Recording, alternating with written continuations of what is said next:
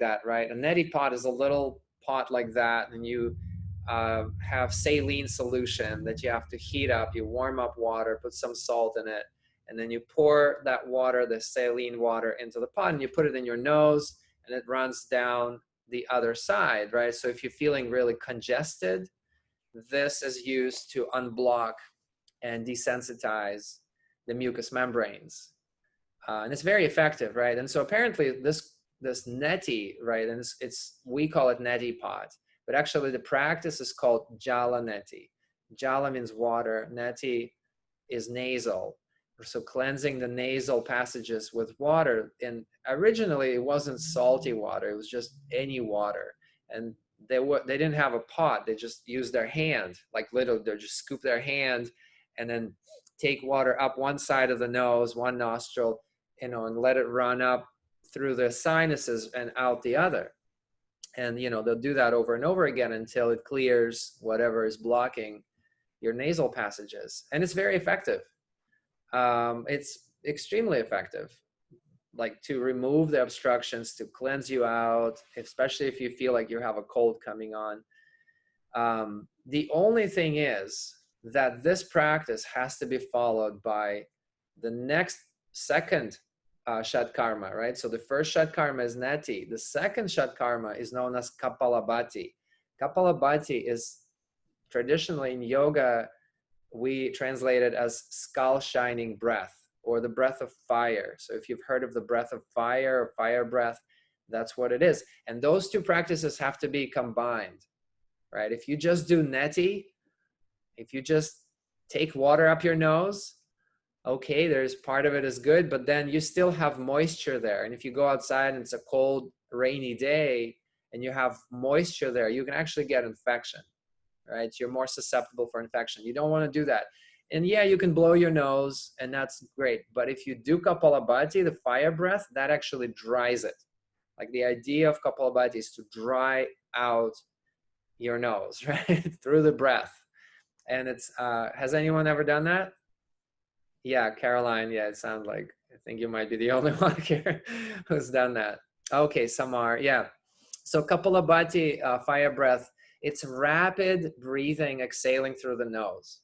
Okay, you probably have heard it or have seen it, right? It looks like that, right? It looks and sounds like this. So people usually sit up tall with their front open. I know Mary has done it because we practiced it all together with her last class. But it looks like this, right? So I'm not going to breathe through my mouth at all, right? I'm only going to focus on the exhalations. So these are going to be very rapid and forceful exhalations. I'm going to drive the air from my belly all the way up and forcefully exhale through the nose. So obviously you want to be, like your nose wants to be unblocked. In order to do that, it's good to have tissue paper when you do that. But it looks like that.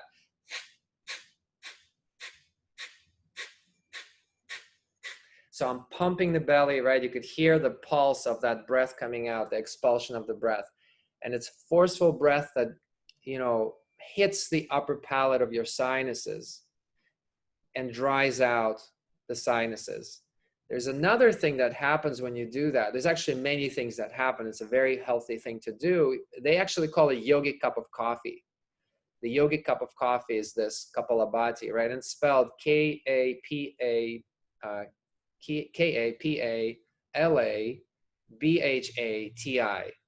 okay, Kapalabhati. And so it's a cleansing action, right? So it's not just cleansing the nasal passages, but also you're using your abdomen, right? And the pumping of the belly. So if anything is like stuck in the abdomen and the intestinal tract, you're kind of shaking it up a little bit, right? You're making it move. You're making it like dislodge. If something is lodged up somewhere in those intestinal folds, you're making it move. So it has multiple actions. And then usually because the breath comes from the abdomen, you drive it up. The visualization that comes with it is like your solar plexus is like your fire, right? Like, you have like a furnace here, right? The heat is here, your heart is here, and you're fanning it, right? With your belly. So like the bellows that fan the fire and burn the impurities in your lungs. So if there's stagnant or stale air, impurity in your lung, it gets all exhaled out. right? So there's multiple levels of cleansing that goes on. And finally, because your mouth is closed and you're exhaling rapidly and forcefully, the force of air hits the upper palate of your sinuses. And do you know what you're hitting up there? You know where your pituitary gland is located, right? So your pituitary gland is right behind your nose, right? It's the underside of the brain. So it sits right under the brain. If you follow the bridge of your nose straight back between the ears, that's where your pituitary is. And pituitary is the master gland, right? It's responsible for a lot of different hormones, the growth hormone, the happy hormone, the oxytocin. So, you know, there's two pituitaries, right? The anterior and the posterior pituitary glands. And so you're stimulating that, you're toning that with this kind of breath. And so it's a cool practice.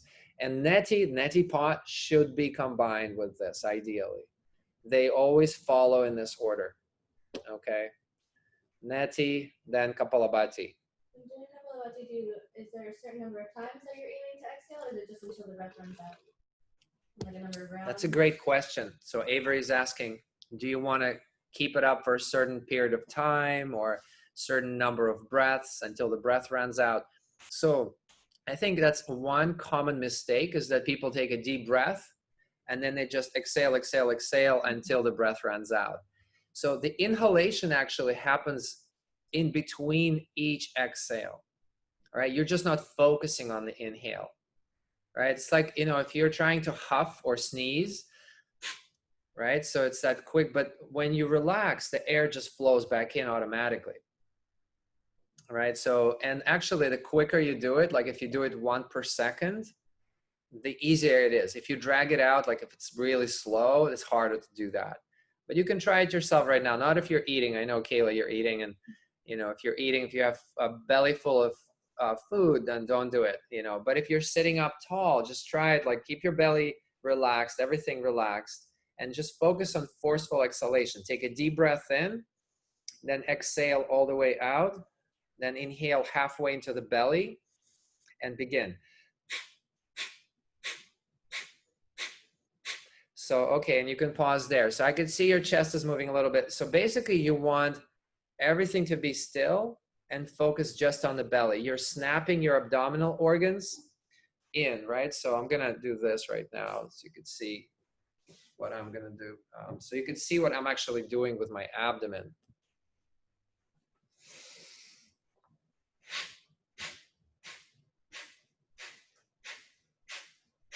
Right, so see how everything else is pretty still. You know, my face is relaxed, my shoulders are relaxed. It's just, that's why I'm saying it works on multiple levels. You're rapidly pulling the abdominal contents in, right? And that's what creates that forceful exhale. Does that make sense? It requires a little bit of practice. And then typically, to answer your question, Avery, you do 3 rounds of it, right? 2 or 3 rounds, but usually 3. The first round is the shortest because you're just getting going. So the first round is going to be maybe 30 seconds, right? The second round is a minute. The last round is a minute, or maybe 2 minutes. In some yoga schools, they do this for 11 minutes or 21 minutes. And if you do it for that long, you can't start with that. It's going to make you lightheaded. You can actually pass out from it because you're exhaling a lot of carbon dioxide. You're getting very alkaline when you're doing that. And you're basically kind of putting yourself into a trance. And so there are some schools of yoga like the Kundalini, right? Kundalini school of yoga. Or Tantra, you know, tantric practices where they do these rapid breathing that make you like really, really jittery, really, really alkaline. And yeah, you can easily pass out if you don't have anyone around you. So I would just stick to like 30 seconds to a minute. That can't hurt you. It's very healthy to do that. It wakes you up a little bit. I usually, like if I'm driving for a long time and you know, falling asleep at the wheel, I will do this and that'll wake me up. So I'll do it while I'm driving. hoping no one is looking over. All right. So anyway, those are the Shatkarmas, right? So those are the two. There's 6 of them. There's 6 different practices. So these are the first 2. Okay, and then they kind of move down the body, right? So you have the nasal, then kind of more digestive, you're coming down into the abdomen. The third practice would be to cleanse the stomach. Then the next practice would be to cleanse the large intestine. And we talked a little bit about that yesterday with the whole colonics and cleansing, you know. And so in yoga, actually, they had practices like that, not with enemas, you know, but there are specific practices that cleanse the large intestine. And then finally, you might have seen some, you know, yogis or people doing like a stomach roll, kind of like a belly dancing almost thing, you know, when they're rolling the abdominal contents side to side like that. So that's a practice as well within the same system of Shatkarma, known as Nauli. Nauli is the stomach churning. Okay, so let's come back to my PowerPoint. Okay, so Hatha Yoga, right? So Hatha Yoga, you guys know that. Hatha just means physical practice. Pranayama, that's the breathing. Prana is energy. Yama is control of energy, typically through the breath, but there are other practices as well, like bandhas and bhavanas. These are visualizations and energy locks. And then you have meditation, which is known as dhyana. Dhyana in Sanskrit is meditation or focusing. Dharma, so the concept of dharma is also used in Ayurveda as a kind of a general, you know, physician's recommendation for a person to figure out what their calling is, what their purpose in life is. So it's a, you know, it's a really wide approach to health and wellness. You know, it's not just breathing, it's not just herbs. They're even talking like a psychotherapist would talk, you know, about your life's purpose, right? And if you have found it, what is your dharma? Because dharma, your own personal dharma, known as swadharma.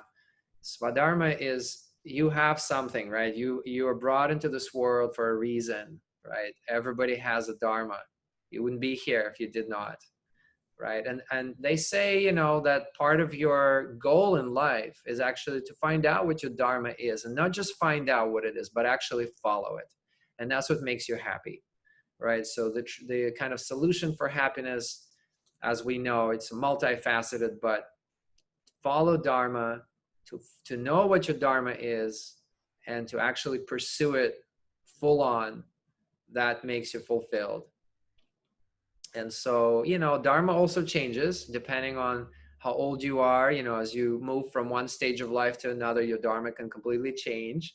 And sometimes people feel stuck, like they feel like they can't leave their work, you know, but they have all these interests, but they're just stuck in this comfort zone, right? We know a lot of people like that, you know, or people who know what they really want, but they say there's no money in that, you know, because when you were young, they told you, oh, that's stupid. Don't do that. That's, you know, you can't make money doing that, or something, you know, whatever people told you that made you turn away from what made you happy. And then of course you've built that big, you know, concept around this, like, you know, that's not for me. But your true dharma, your true calling is always going to bubble up to your awareness.